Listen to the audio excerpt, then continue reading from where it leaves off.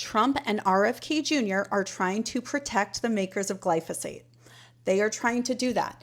In the most recent spending bill, they are sneaking a little provision in that would change warning labels on pesticides. But what that means is that it would negate every single lawsuit against the makers of Roundup.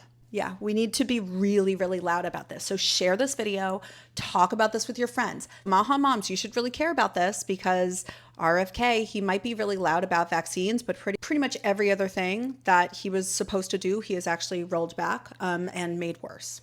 The makers of glyphosate, Roundup, they have had so many lawsuits. They are losing a crap ton of money because they have had to pay out so much money in lawsuit settlements because Roundup causes Parkinson's, cancer, lots of really horrible things. And so instead of making their products safer, they have introduced legislation in a number of states and at the federal level in order to prevent Bayer from getting sued. The pesticides provision in the spending bill, and it seems really small, but it would prohibit the EPA from approving warning labels on pesticides that differ from the agency's own scientific findings. In practice, this language would effectively shut down the lawsuits against Bayer.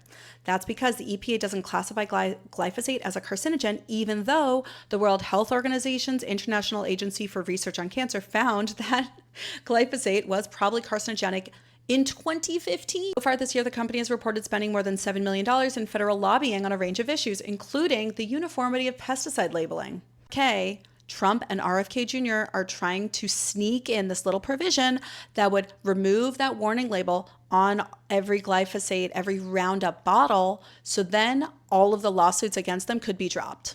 Honestly, I don't care who you voted for. It doesn't matter if you voted for Trump.